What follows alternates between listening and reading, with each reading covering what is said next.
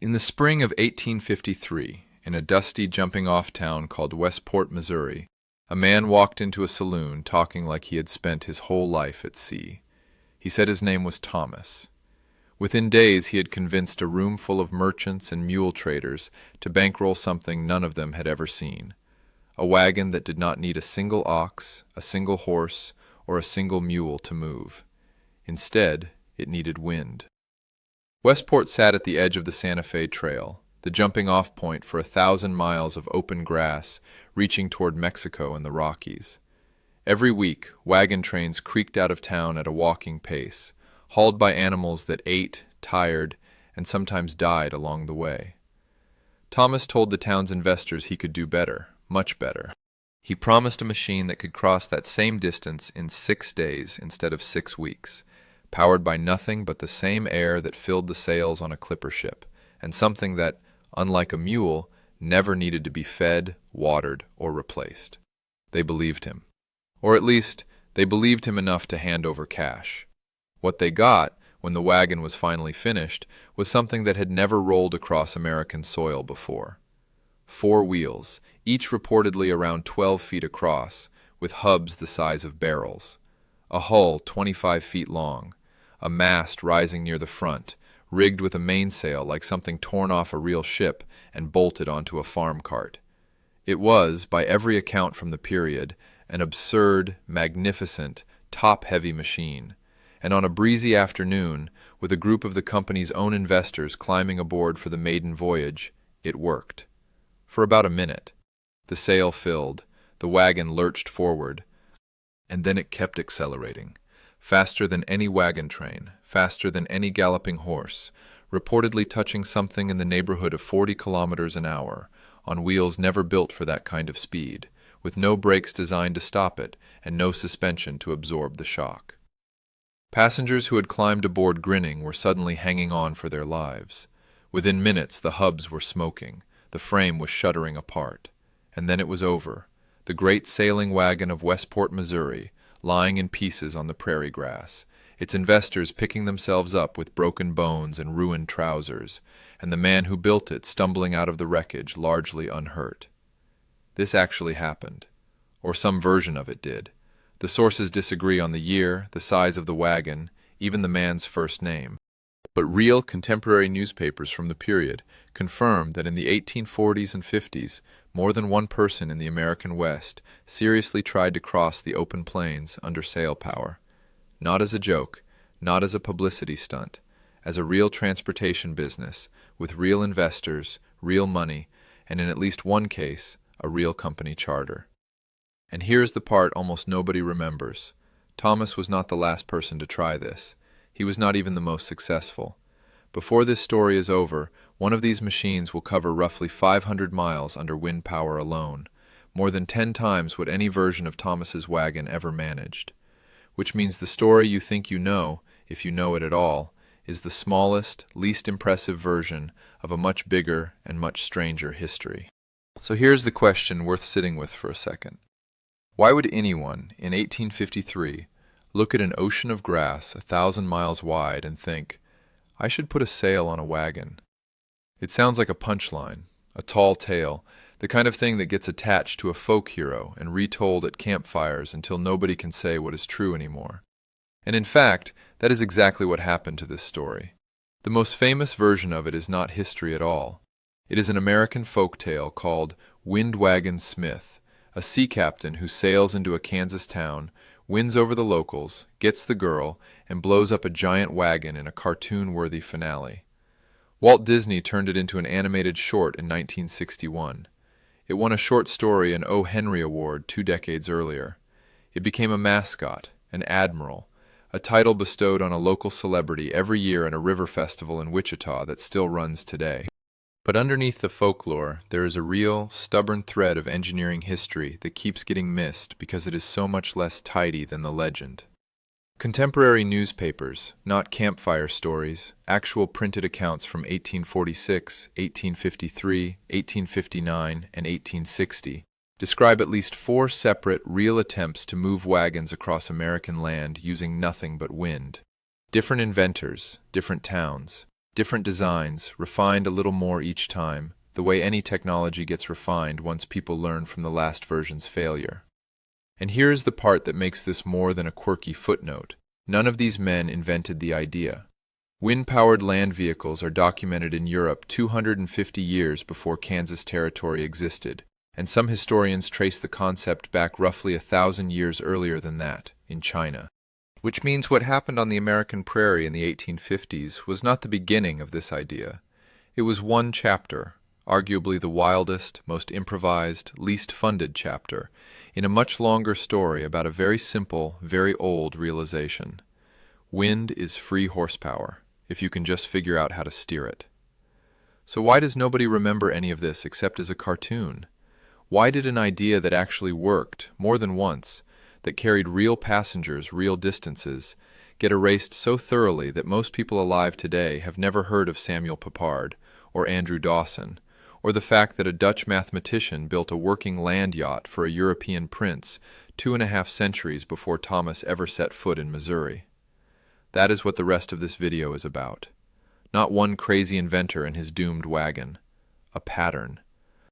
A recurring, almost stubborn human habit of strapping a sail to a set of wheels, again and again, across 4 centuries and 2 continents. And the very specific, very unglamorous reason none of these machines ever became what their inventors dreamed they would. To understand why anyone would gamble money on a sailing wagon, you have to understand just how badly the alternative worked. Crossing the American West in the middle of the 1800s meant crossing it the way it had been crossed for centuries, on foot, on horseback, or in a wagon pulled by oxen or mules. The vehicle most associated with this era, the so-called prairie schooner, was really just a standard farm wagon with a canvas cover stretched over hooped ribs, built to survive rutted trails and river crossings rather than to move quickly. A loaded wagon train, driven by animals that needed grazing time, water, and rest, typically covered somewhere between 12 and 20 miles in a day. At that pace, a journey from a jumping-off town like Westport or Independence to California or Oregon took, on average, 4 to 6 months. Now multiply that by the number of people making the trip. Between the 1840s and the completion of the Transcontinental Railroad in 1869, several 100,000 people crossed these trails. Families heading to Oregon farmland, prospectors chasing gold in California, and later an entirely new wave chasing gold again in the Rocky Mountains near Pikes Peak. Every single one of them faced the same math: months of travel, animals that could sicken or die partway through, and a very real risk of running out of food, water, or time before winter closed the mountain passes. And every animal cost money. A team of oxen or mules was often one of the largest expenses of the entire journey, and every animal that died along the trail, from exhaustion, disease, or simply the terrain, was both a financial loss and, for the people depending on it, potentially a life-threatening one. Speed was not a luxury on these trails. It was survival, and it was profit, especially once gold was involved and the first person to a claim mattered more than the 10th. So picture the incentive from the investor's side, sitting in a saloon in Westport in 1853, watching wagon trains creak past your window at walking pace, week after week, year after year, hauling cargo worth real money toward markets 1,000 miles away. If someone walked in and said, "I can move your cargo and your passengers 10 times faster, using a resource that costs nothing and never gets tired," you would at least be tempted to listen. Especially if you lived somewhere that had, as it happens, one resource nobody could ever run out of. That resource was wind. And on the Great Plains, there was an almost absurd amount of it. The prairie that travelers were trying to cross was, geographically, close to perfect for a sailing vehicle. Flat for hundreds of miles at a stretch, largely treeless, with grass short enough in many places to roll a wide wheel over without much resistance. And the wind across that open ground did not occasionally blow. It blew constantly, often hard enough that later settlers would build their entire agricultural economy around windmills and eventually wind turbines just to harness it. People living on the plains in the 1800s did not need to be told the wind was powerful. They dealt with it every day, the way people near the ocean deal with tides. So the leap from "the wind never stops here" to What if we built something the wind could push? Was not, on its face, a crazy one. It borrowed directly from something everyone already understood: sailing ships. By the 1850s, sails had been moving cargo and passengers across oceans for thousands of years. The physics were not mysterious to anyone who had ever watched a riverboat or a coastal schooner. The only genuinely new idea was swapping water for dry land, replacing a hull that glided through waves with a set of wheels that rolled over grass and dirt. And this, it turns out, was not even a new idea in 1853.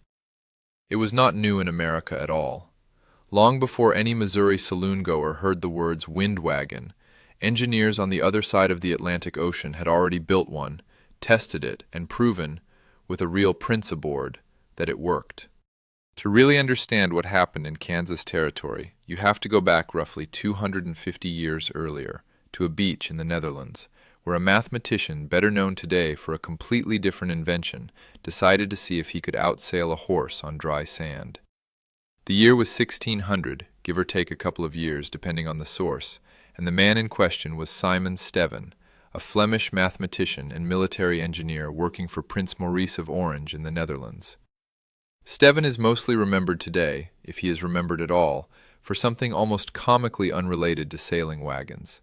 He is widely credited with popularizing decimal fractions in Europe, the same decimal system that, centuries later, is said to have influenced Thomas Jefferson's decision to base American currency on units of 10. That influence is why the American dime exists in the form it does. But Stevin's contemporaries were not nearly as impressed by decimals as later historians would be. What actually made him famous in his own lifetime was a carriage, specifically a four-wheeled carriage fitted with sails, which Stevin built for Prince Maurice as a kind of engineering spectacle, part scientific demonstration, part royal entertainment. It is worth pausing here on something the fact-check rules of this video insist on. Stevin did not invent the underlying idea from nothing. According to multiple historical sources, wind-driven carriages had already existed in China for roughly 1,000 years before Stevin built his, and there is a reasonable case that Stevin's own design was inspired by illustrations of Chinese wind carriages that had already been published in European atlases by the time he started building. So even at this, the earliest well-documented case in this story, the solution was not a lightning bolt invention. It was an old idea, borrowed, refined, and given a wealthy patron. What Stevin did that nobody before him had reliably documented in Europe was build a version that actually worked in front of witnesses, with a member of European royalty willing to risk his own neck riding in it. And unlike the folklore that would surround Windwagon Thomas 2.5 centuries later, Stevin's land yacht is not a legend passed down through campfire retellings. It is documented in contemporary engravings, in the records of the Dutch court, and eventually in a preserved scale model that sat in a Dutch museum for 2 centuries after the original carriage itself was lost. The test Stevin arranged would become, in miniature, the exact same test every windwagon inventor after him would face. Get a machine, a patron, and a stretch of open ground, and see if the wind actually delivers what the engineering promises. In the spring of 1600, on the beach between the towns of Scheveningen and Petten on the Dutch coast, Stevin's land yacht made its most famous run. Prince Maurice climbed aboard, along with 26 of his guests, 28 people in total, sitting inside a wheeled carriage rigged with 2 sails, on a beach chosen specifically because it was flat, hard-packed, and open enough for a real test of speed. By the accounts that survive, the carriage covered the distance in around 2 hours, and it did so, according to contemporaries, at a speed that exceeded a galloping horse. Here is where the fact-check discipline of this video has to kick in, because the exact number depends entirely on which source you trust. Some accounts translate the recorded speed to something in the neighborhood of 19 kilometers an hour. Respectable, but well within horse and carriage territory. Other later retellings claim speeds as high as 35 or even 50 kilometers an hour. There is no way, with the evidence available today, to say definitively which number is correct, and this video will not pretend otherwise. What all the sources agree on is the outcome that mattered to the people watching. It worked. It carried nearly 30 people at once, and it did it without a single animal pulling it. The reaction at court was not skepticism, it was closer to wonder. Prince Maurice was reportedly impressed enough to commission a formal engraved print of the event, produced in 3 separate plates by an artist named Willem van Swanenburg, essentially commemorating the land yacht the way you might commission a painting of a great naval victory. That tells you something about how seriously this was taken. This was not dismissed as a novelty act. It was treated, at least for a moment, as a genuine demonstration of a new kind of transportation. And then, in the way of so many technologies that arrive a little too early, it mostly stopped there. Stephen built at least one more land yacht. The carriages were used, by some accounts, mainly to entertain Prince Maurice's guests rather than to solve any actual transportation problem. The Netherlands, unlike the American prairie 2.5 centuries later, did not have a desperate, profit-driven need to move people and cargo faster across open land. There was no gold rush pulling wagon trains toward Scheveningen, so the Zeilwagen survived as a curiosity rather than a business. The original carriage itself was eventually lost. Nobody recorded exactly when or how, but a small-scale model of it was preserved and kept on display in Scheveningen until 1802, nearly 200 years after the original ran on that beach, before it, too, disappears from the historical record. What survives today are the engravings, the written accounts, and a persistent footnote in Stephen's biography, usually squeezed in after his much more famous mathematical work.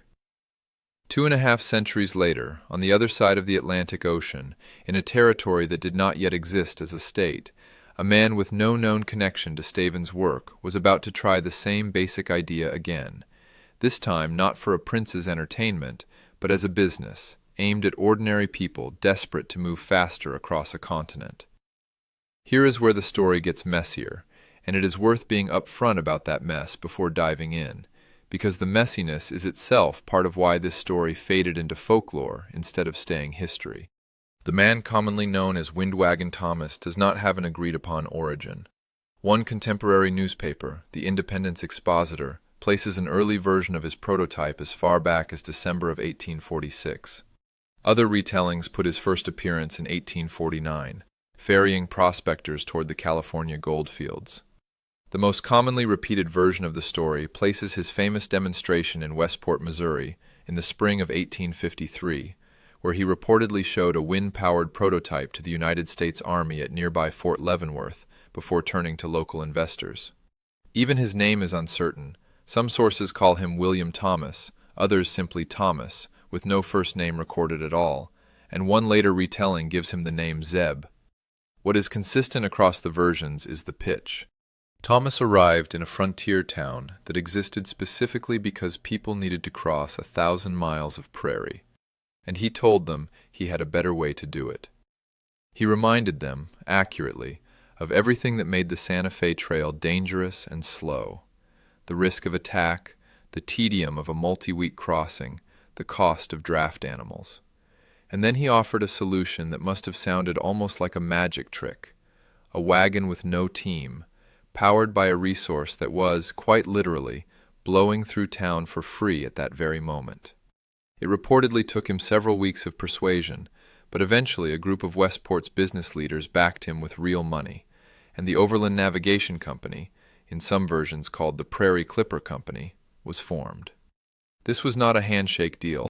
It was, by multiple accounts, an actual chartered company, the kind of formal business structure you would use to build a fleet of vehicles and sell tickets, not just fund one man's hobby project.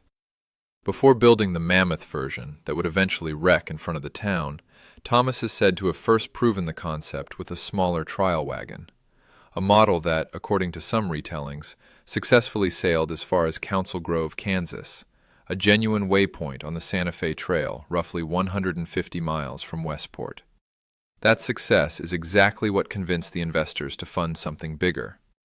It is also exactly the pattern that will repeat, in different forms, through every case in this video. A small, working prototype convinces backers to scale up, and the scaled-up version is where things go wrong. Once the Overland Navigation Company had its funding, Thomas set about building something considerably larger than his working prototype. And this is the part of the story where the sources genuinely contradict each other, so this video is going to lay out the disagreement rather than quietly pick a version.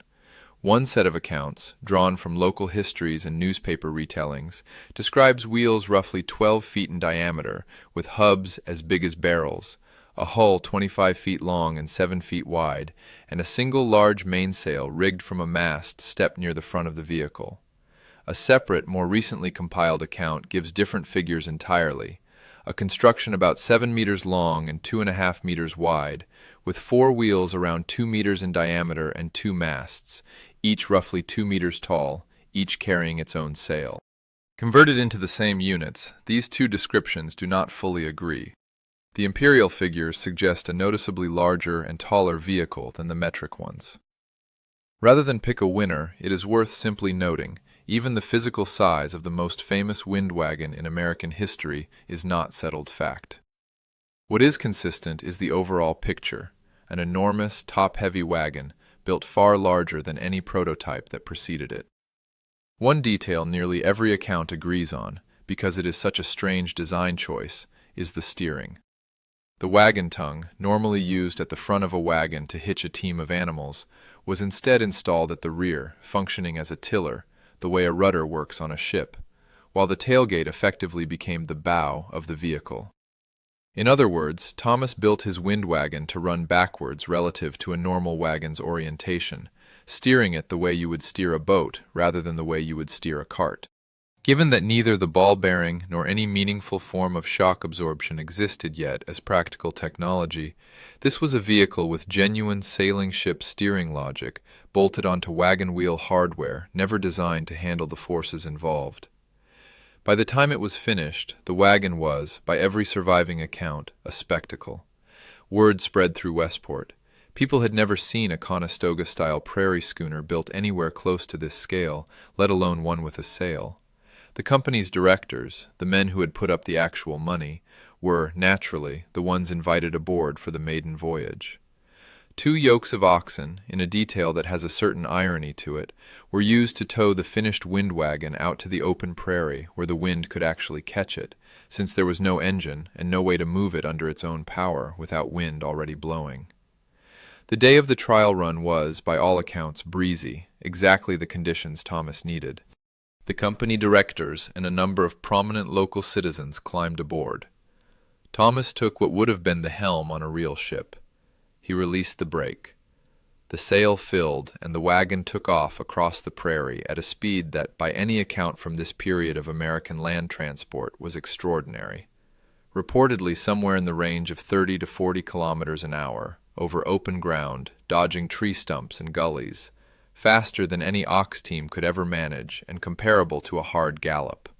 For those first moments, by every retelling, it worked spectacularly. No wagon on the Santa Fe Trail before it had ever moved like this. And then the same physics that made it fast made it unmanageable. 19th century wagon wheels were never engineered for that kind of sustained speed. There were no ball bearings smoothing the friction at the hubs, and there was no suspension system absorbing the shock of rolling over uneven prairie ground at speed. The hubs began to smoke from friction. The frame started shuddering violently. The steering, a wagon tongue repurposed as a ship's tiller, controlling a vehicle several times heavier than anything it was originally designed for, became difficult or impossible to manage. The exact ending differs depending on which account you read, and this video is not going to invent a single dramatic version where the sources disagree. One retelling describes Thomas being thrown to the ground as the vehicle broke apart, picking himself up to find the wreck of his great ambitions in a tangled heap at his feet, with the investors turning their backs on him afterward, refusing to fund another attempt. A separate, more embellished version describes several of the investors sustaining broken arms or legs as they scrambled to get off the runaway wagon, while Thomas himself walked away largely unhurt and was chased out of town by an angry crowd. What both versions agree on, and what matters most for the historical record, is this. Nobody died, the wagon was destroyed, the investors were furious, and Thomas's business was finished in Westport. By most tellings, Thomas eventually sailed away from town in the same small prototype wagon that had first proven the concept, quietly leaving the way he'd arrived, on wind power, while the enormous machine that had briefly outrun a galloping horse lay wrecked on the prairie behind him. Contemporary accounts claimed that afterward, no one attempted to cross the Great Plains this way again. That claim was wrong. It just took a few more years, a smaller design, and a very different kind of inventor to prove it.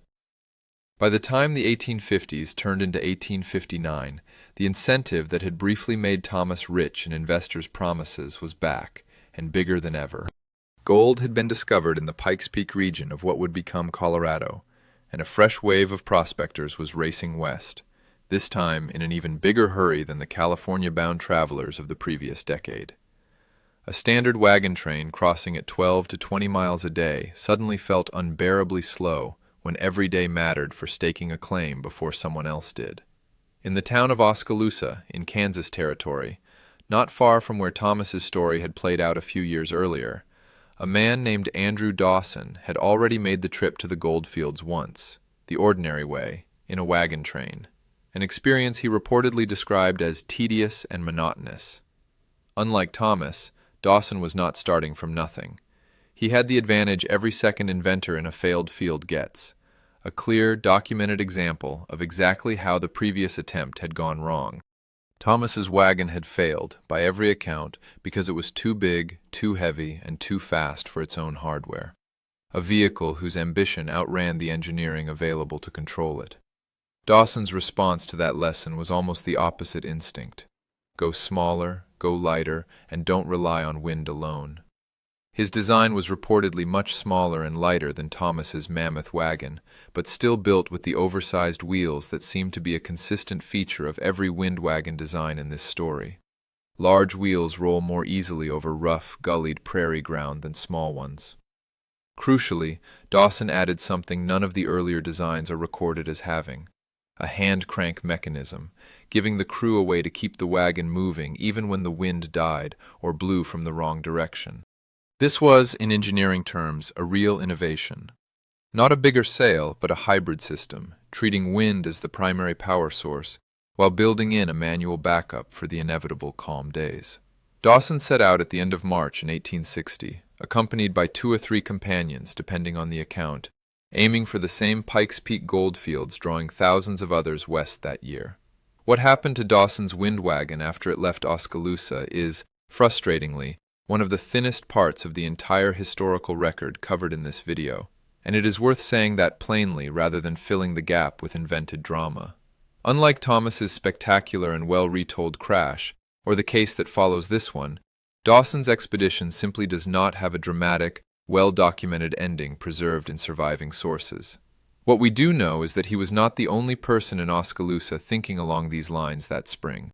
In that same town, at almost the same time, a millwright named Samuel Papard was building his own version, and his story is, by a wide margin, the best documented wind wagon expedition in American history.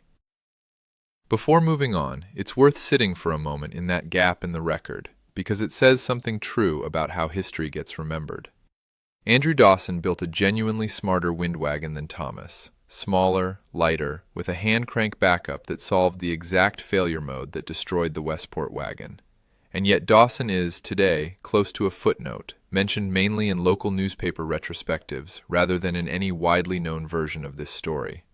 Being right about the engineering, it turns out, is not what makes a story survive. Drama does. Spectacle does. A dramatic wreck in front of a crowd of witnesses, or a dramatic success covered by a national magazine. Both travel through history far better than a competent, undramatic expedition that simply fades from the record. Which brings us to Samuel Papard, a millwright in the same small town of Oskaloosa, Kansas Territory, working at almost exactly the same moment as Dawson, in the same gold rush climate, chasing the same Pikes Peak strike. Unlike Thomas, whose story survives mainly through local legend and retellings compiled decades after the fact, and unlike Dawson, whose expedition is barely documented at all, Papard's wind wagon was covered by a real, national publication while it was still happening. Frank Leslie's illustrated newspaper, one of the most widely read magazines in the United States at the time, sent word back east and ran an illustrated account of his journey. That single fact changes everything about how reliably we can tell this next part of the story. This is not folklore reconstructed generations later. This is closer to real-time reporting. According to the accounts, when Papard first proposed building a sailing wagon to some of his friends, they reportedly ridiculed the idea outright, which makes sense given that Thomas's very public, very well-known crash had happened just a few years earlier and not that far away. Papard would have known that story. His neighbors certainly did. But after some thought, his friends came around, deciding the idea wasn't as absurd as it first sounded.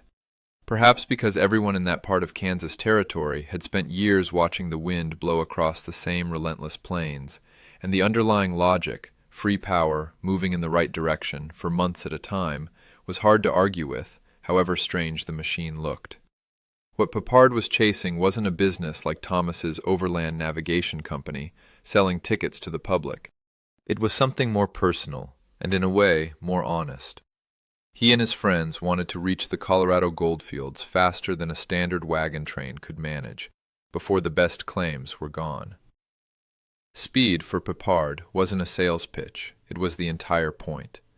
Papard's wind wagon would come to be known, in some retellings, as the Butterfly, a name that suggests something considerably lighter and more nimble than Thomas's lumbering, top-heavy mammoth of 1853. And nimble, by design, is exactly what it needed to be.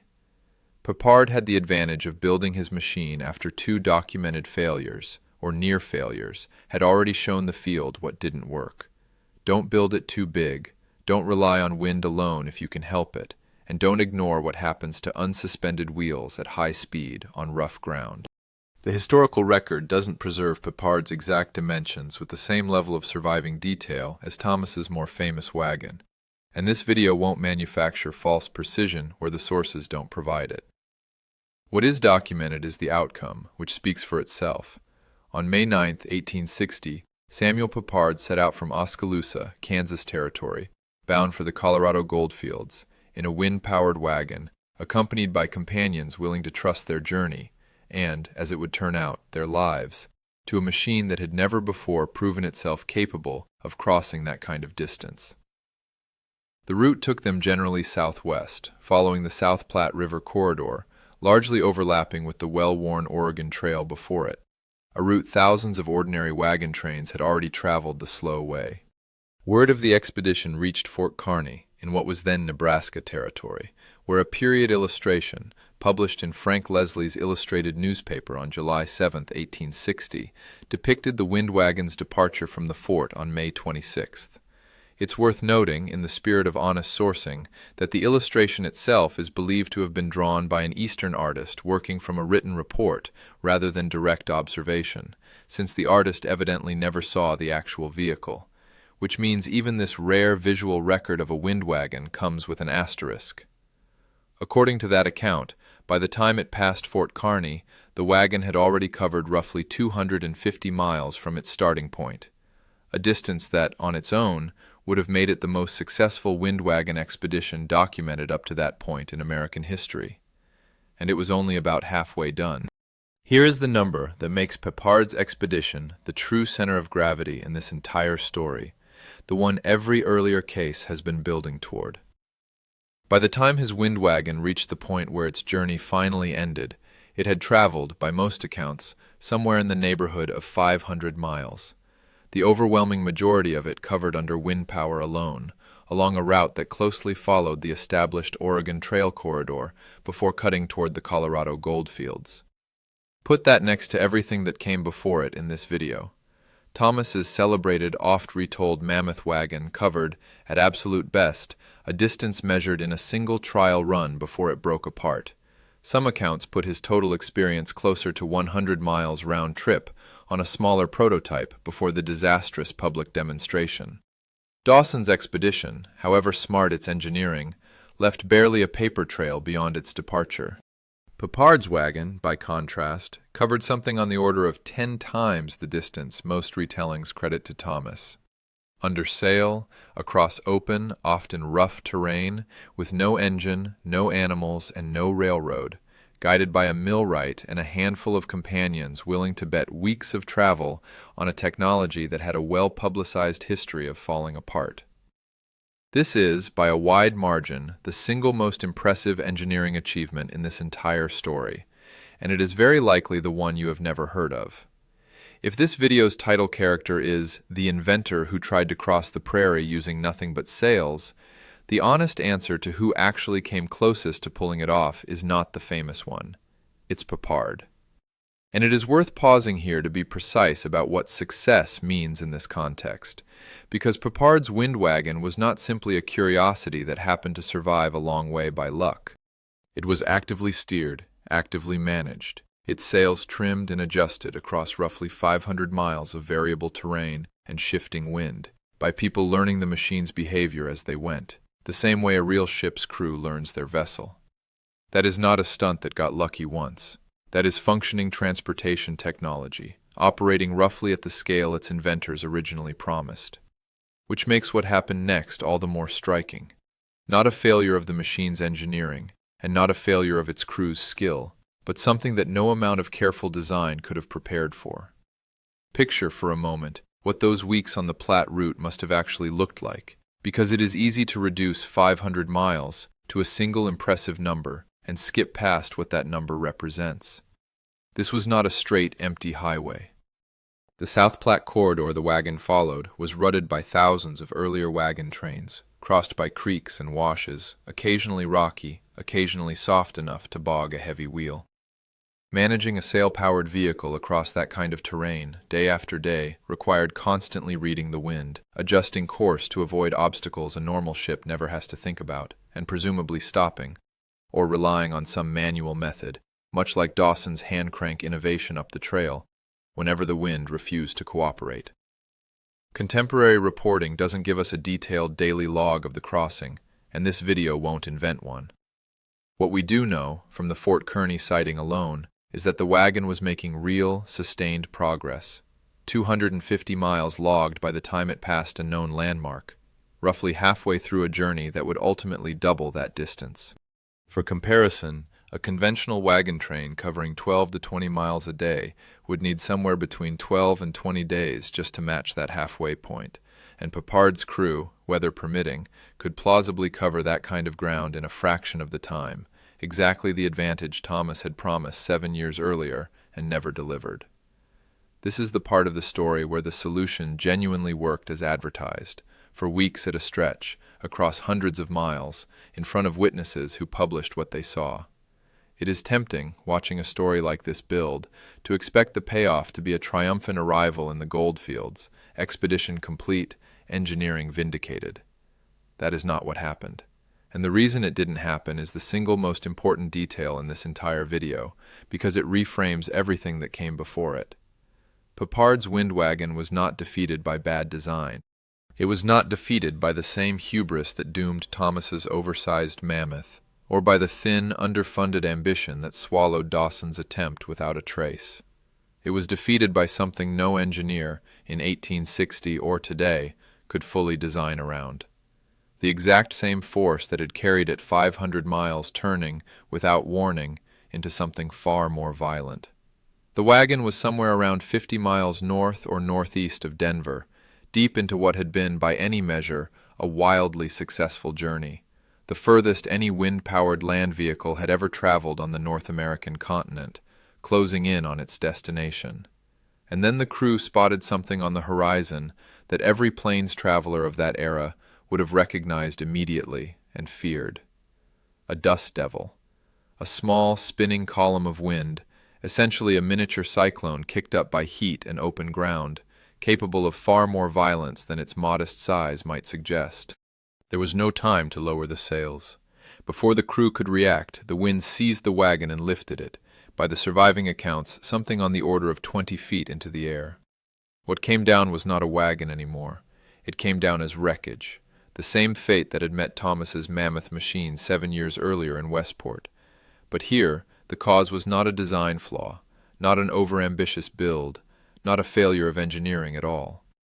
It was simply the same natural force that had carried this crew 500 miles turning, for a few seconds, into something no vehicle built by human hands in 1860 could have survived. And here is the detail that makes this story genuinely remarkable rather than simply tragic. By every account that survives, nobody aboard was seriously hurt. Given the height of the fall and the violence implied by a wagon being lifted clean off the ground, that outcome reads less like an expected result and more like plain chance breaking in the crew's favor. The wagon's sailing days were over, permanently, but its crew walked away. Stranded well short of their destination, Peppard and his companions were given a ride the rest of the way to Denver by a passing wagon train, the very kind of slow, animal-powered transportation their wind wagon had been built to outrun, before eventually making their way back home to Kansas. There is a real irony sitting inside that detail, one worth letting land rather than rushing past. The machine that had just outperformed every other wind wagon in American history by an order of magnitude ended its journey being rescued by the exact technology it was designed to replace. It is worth being precise here about what this story is and is not. This is not a story about a machine destroyed by its own ambition, the way Thomas's was. It's a story about a machine that worked, right up until the one force it depended on turned briefly, unpredictably violent. The same wind that made this entire chapter of invention possible, also being the one variable that no amount of careful engineering could ever fully tame. Samuel Peppard did not become famous. He did not get a Disney short made about him, no O. Henry award-winning short story, no annual festival title bestowed on a local celebrity in his honor. He went home to Kansas, presumably back to milling, and the most successful wind-powered land expedition in American history quietly became a regional curiosity rather than a national legend. But unlike Thomas, whose story survives mainly as folklore reshaped by generations of retelling, Peppard's achievement is genuinely, physically memorialized. In Oskaloosa, Kansas, the same small town where he built his butterfly wind wagon alongside neighbors who had initially laughed at the idea, the Jefferson County Historical Society maintains a sculpture commemorating Samuel Peppard's wind wagon, a piece of public memory rooted in a documented, corroborated event rather than a tall tale. It is a modest tribute for what was, by the actual numbers, an extraordinary piece of 19th century engineering. 500 miles under sail, across open frontier terrain, ending not in failure, but in an act of nature no design could have anticipated.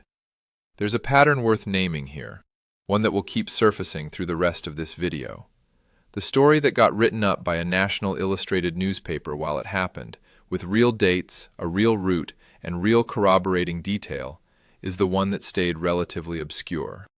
Meanwhile, the story with the shakiest sourcing, disputed years, disputed dimensions, disputed even down to the man's first name, is the one that became a beloved American folktale, spun into a cartoon, awarded literary prizes, and given a permanent place in a city's annual festival. Good documentation, it turns out, is not what makes a story survive in popular memory. A satisfying narrative arc is, and Thomas's story, outsider blows into town, wins everyone over, overreaches spectacularly, is simply a better campfire story than Peppard's quieter, more impressive, more thoroughly verified one. That tension between what actually happened and what gets remembered is going to matter again very shortly, once we look at how each of these men's stories was treated by history. But first, there is one more chapter in the wind wagon story that almost never gets told at all, a strange late echo of the same idea, arriving decades after everyone should have known better. By 1910, the wind wagon should have been ancient history. The Transcontinental Railroad had been running for over 4 decades. The automobile already existed and was rapidly becoming a familiar sight on American roads. Nobody needed a sail-powered wagon to cross open country anymore. Internal combustion had solved that problem more thoroughly and more reliably than wind ever could. And yet, in Texas, in 1910, a man named Fletcher pulled a wagon into his barn and laid out his tools, apparently determined to build his own version of exactly the machine this video has spent the last several chapters describing. According to the surviving account, Fletcher wasn't interested in the gasoline engine reshaping transportation around him. He envisioned a different kind of horseless carriage, one that, like Thomas's and Peppard's before him, drew its power from the wind rather than from any fuel that had to be burned. There is something almost poignant about this detail, tucked away decades after the idea's genuine window of relevance had already closed. Fletcher wasn't solving a real transportation crisis the way Thomas and Papard's investors believed they were. The frontier had closed. The railroad had already answered the "how do we cross this fast" question more completely than any sailing wagon ever could. Fletcher's motivation reads less like business logic and more like the same impulse that drove Simon Stevin 3 centuries earlier: engineering curiosity, a fascination with an elegant, free source of power, pursued largely for its own sake, rather than because the market demanded it. This video will not pretend to know much more about Fletcher's specific machine than that. The historical record here is thin, a single regional retelling rather than the kind of multi-source documentation available for Papard or even Thomas. But its existence matters for one reason. It proves this was never really about one clever idea from one desperate era. Across 310 years, from a Dutch beach in 1600 to a Texas barn in 1910, at least 5 separate people built a version of essentially the same machine, most of them with no direct knowledge of the other's work. That is not a fluke. That is a genuinely recurring human impulse, and it raises the obvious question this video has been building toward. If the idea kept resurfacing for 3 centuries, why did it never actually become how people traveled? The honest answer is that wind was never actually the best available solution to the problem these inventors were solving. It was simply the best available solution using the technology and materials on hand at each moment in history. And every single time, within a matter of years or decades, something more reliable came along and made the entire idea moot.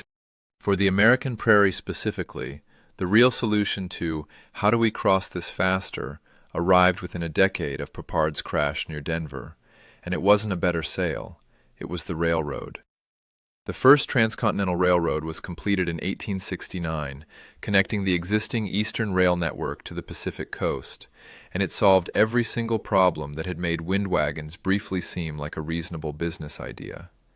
A train did not depend on the weather. It ran on a fixed schedule, day or night, in wind or dead calm, through rain or snow, at a sustained speed no sail-powered wagon had ever come close to matching over any real distance. It could pull far more cargo than a single small wagon, using tracks that eliminated the unpredictable terrain, the gullies, the rutted trail, the sudden dust devils, that had genuinely doomed or nearly doomed every wind wagon in this story. Once the railroad existed, the entire premise that had made Thomas's pitch to Westport's investors sound reasonable in 1853 simply evaporated.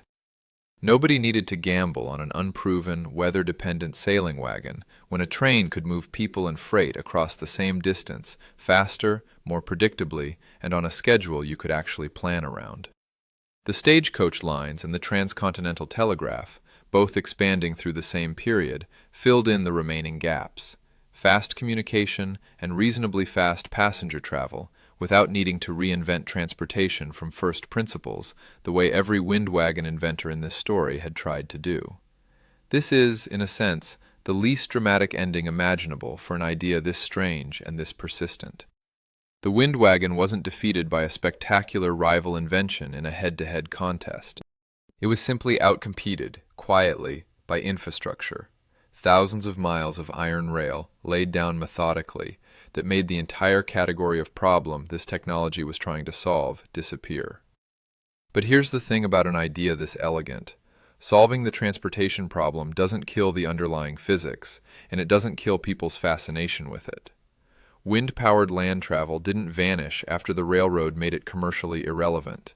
It simply changed jobs, from a desperate transportation bet into something closer to sport, and eventually into a genuine engineering discipline chasing speed records for their own sake.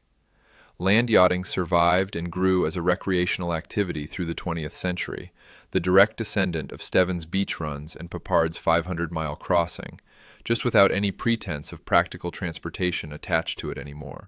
And in the 21st century, that same basic idea, a wheeled vehicle, powered purely by wind, with no engine and no animal, became the subject of serious, purpose-built engineering, chasing land speed records on dry lake beds instead of gold rush trails. In 2009, a rigid-wing land yacht called Greenbird, designed by British engineer Richard Jenkins, set a straight-line speed record of 202.9 kilometers an hour, powered by winds of roughly 28 knots, on Ivanpah Dry Lake in California, a speed that would have been unimaginable to Thomas, Dawson, or even Papard, achieved using the exact same free resource all of them had tried to harness with wood, canvas, and hand-forged hardware.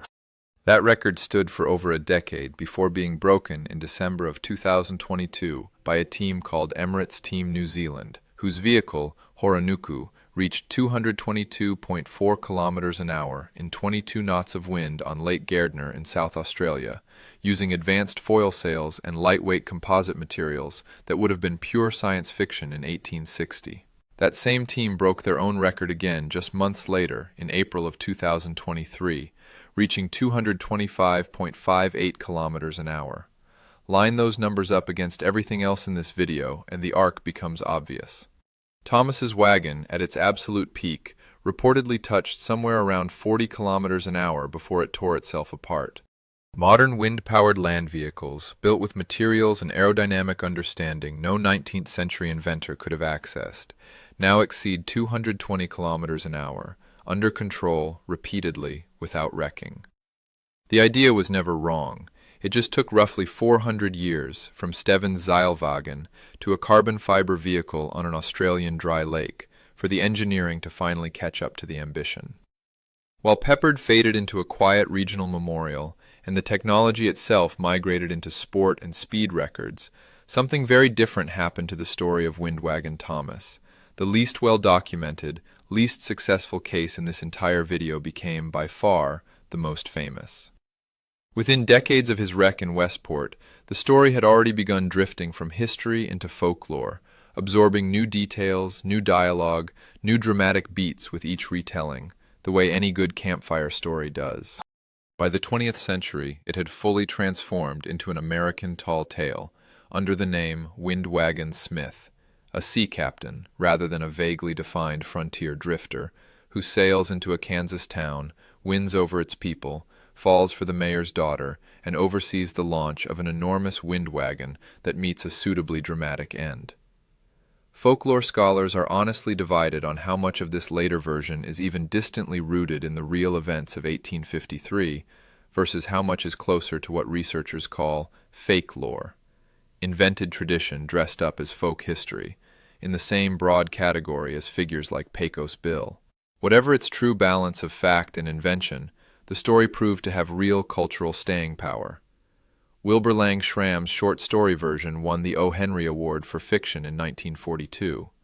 Walt Disney Pictures adapted the tale into an animated short film, The Saga of Windwagon Smith, released in 1961.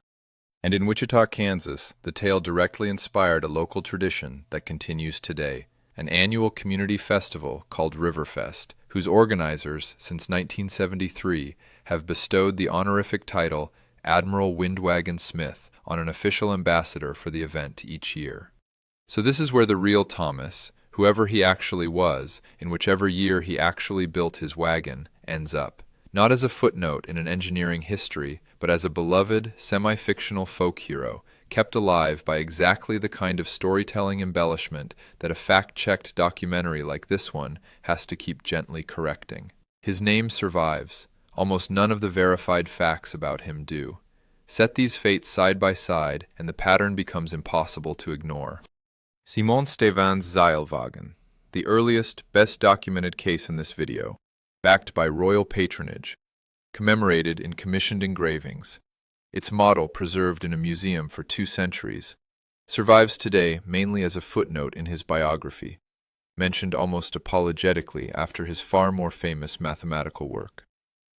Samuel Papard's Windwagon, covered by a national illustrated newspaper while it was happening, the single most successful wind-powered land expedition in North American history, at 500 miles, ending in a genuinely dramatic, well-corroborated crash, survives today as a small-town historical society sculpture that most Americans will never see or hear of. Andrew Dawson, whose hand-crank innovation was arguably the smartest engineering decision in this entire story, survives barely at all. And Thomas, the case with the shakiest documentation, the disputed dates, the disputed dimensions, the uncertain first name, became a Disney character, an O. Henry Award-winning short story, and an annual civic tradition that still runs every year in Wichita. This video isn't going to moralize about that too heavily, because the facts speak for themselves well enough. But it is worth naming plainly. The amount of surviving historical evidence behind a story and the amount of cultural memory that story ends up with are, apparently, almost unrelated. A satisfying narrative, outsider arrives, wins the town over, overreaches, falls spectacularly, travels through generations far more efficiently than an accurate one. The engineers who actually got closest to solving the problem, Dawson with his hybrid power system and Papard with his 500-mile crossing, simply didn't leave behind as good a story, even though they left behind better engineering. It's a small, specific example of something that shows up again and again across the history of invention. The person remembered as the one who did it is very often not the person who actually did it best. Memory rewards drama, it does not reward accuracy. And nowhere in this particular corner of forgotten technological history is that clearer than in the gap between what Samuel Papard actually achieved and how few people have ever heard his name. Step back now, far enough to see the whole shape of this story rather than any single case inside it. From a Dutch beach in 1600, to a Missouri prairie in the 1850s, to a Kansas gold rush in 1860, to a lonely Texas barn in 1910, to a dry lake bed in California in 2009, to another one in South Australia in 2022, and again in 2023. This is not 5 unrelated anecdotes. It is one continuous 400-year-long experiment, repeatedly rediscovered by people with no knowledge of each other's work, all arriving independently at the same basic insight. Wind is free, wind is constant in the right places, and a wheel is a remarkably efficient way to convert that force into forward motion. What changed across those 4 centuries was never the core idea. It was the engineering available to control it. Stephen had good enough carpentry and sailcraft to move 28 people at a speed nobody could definitively measure with confidence. Thomas had bigger ambitions than his hardware could support, and paid for it in broken bones and a wrecked business. Dawson quietly fixed one specific flaw, the total dependence on favorable wind, with a mechanical workaround, and left almost no trace in the historical record for his trouble. Papard combined a smart, modest design with real operational skill, and covered more ground under sail than anyone before him, only to be undone by a random, violent gust no design of that era could have survived.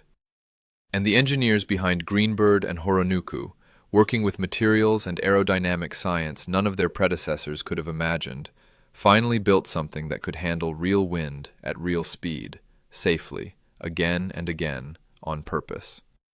That's really what this whole story has been about underneath the folklore, and the wrecks and the broken hubs. Not one lone genius crossing the prairie under sail, but a slow, uneven, 4-century relay race toward the same finish line, run mostly by people who never knew they were in the same race at all. Which brings us back to right now, to the present day, to a version of this same idea that most people walk past without a second thought. Drive across the Great Plains today, across the same open, treeless, endlessly windy country that once carried Thomas's mammoth wagon to pieces and Papard's wind wagon 500 miles toward Colorado, and you will pass mile after mile of wind turbines, standing exactly where a 19th century inventor once looked at that same wind and thought, surely there's a way to put this to work. Go to the right beach on a windy day, and you'll likely see a land yacht or a kite buggy skimming across hard-packed sand at speeds that would have terrified Thomas's investors, driven by hobbyists who almost certainly have no idea they're operating a direct technological descendant of a Dutch prince's beach carriage from 1600. Somewhere on a dry lake bed, an engineering team is very possibly, right now, fine-tuning a rigid sail a fraction of a degree, chasing another fraction of a kilometer an hour, using the exact same free resource that smoked the wheel hubs off a wagon in Westport, Missouri, 170-some years ago. None of this is new technology being clever. It's old technology, endlessly rediscovered, slowly getting better at doing the one thing it was always capable of doing, if only the materials and the knowledge could catch up to the ambition. So here's what's worth carrying with you the next time you're on a long, flat highway, On one of those days when the wind is strong enough that you can feel it pushing against the car, and you pass a line of turbines turning steadily on the horizon, or catch a glimpse of someone flying past on a land yacht along an open stretch of beach or dry lake. You're not looking at a modern solution to a modern problem. You're looking at the latest attempt in a project that's been running, on and off, for over 400 years. Started by a mathematician entertaining a prince, carried forward by a disgraced frontier inventor nobody can even properly name, quietly perfected by a man who left almost no trace, proven at real scale by a millwright who nearly nobody remembers, kept alive by a man building in a barn decades after anyone needed him to, and finally, only very recently, actually mastered by engineers with tools none of their predecessors ever had. The wind never stopped being free. It just took 4 centuries of wrecked wagons, broken hubs, at least one dust devil, and a great deal of forgetting for anyone to fully catch up with it. If this kind of forgotten engineering history is your thing, subscribe, because there's a lot more of it buried out there than most people realize. And if you want to help decide what gets dug up next, leave a comment with a direction, not just a name, something like another forgotten attempt to replace an animal with a raw force of nature, a steam-powered mechanical horse, an early solar-powered wagon, a human-powered flying machine, anything in that spirit. If you learned something you didn't expect from a video about a man with a sail bolted to a wagon, do us a favor and hit like before you go. It genuinely helps put stories like Samuel Papard's in front of more people who've never heard his name.